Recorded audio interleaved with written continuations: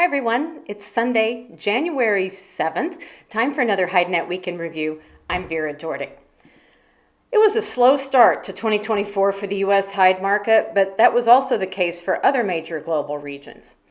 In the U.S., steer selections start the year under pressure, and the interest that U.S. sellers were seeing was at low prices.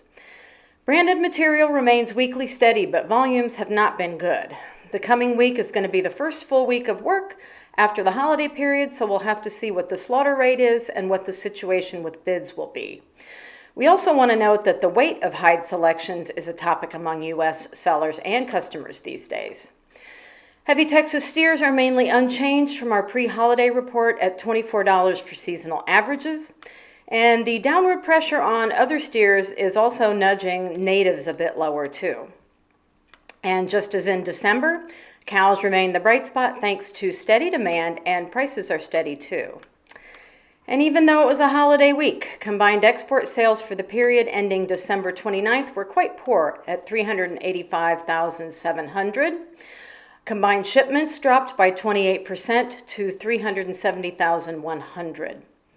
Estimated slaughter for the week ending January 6th was 9% lower than Christmas week slaughter, 9% higher than Christmas week slaughter, coming in at 556,000. Turning to Europe, editor Andrea Guolo says that European tanneries are going to be restarting on Monday the 8th. But still, there were many sales before and after Christmas. Overall, though, the market has a new problem, and that is how to get European raw materials to China without using the Red Sea and Suez Canal.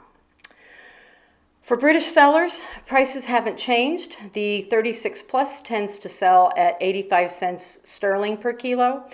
And in Ireland, prices are also the same at 95 cents in euros per kilo, while some contracts were concluded with Chinese customers a touch higher.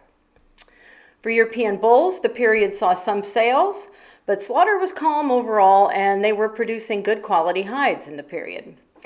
Prices are unchanged for North German bulls at 40 to 49 kilos, and that is 95 cents in euros, and South German hide prices were also steady for the same weight class. European cows were expected to decline over the holiday period, but actually they didn't. In fact, they're starting 2024 in a pretty solid position, and for veal skins, the market has been at a standstill. And overall now, people are waiting to see what will happen at the first fashion and leather shows of 2024 to see where veal skins will be heading. In his analysis for the week, Andrea looks at what's on tap for January with regard to business and prices, and then he delves into why the return to normalcy is going to be slow. From South America, editor Ronald Guiel reports that the new year's starting out just like the last one closed, with the average price of fresh hides unchanged at 85 cents per kilo in reals, and the reference price of TR1 is also unchanged at 65 cents in dollars per square foot. In Argentina, raw material prices had risen a bit over the holiday period, but they've now stabilized for the moment.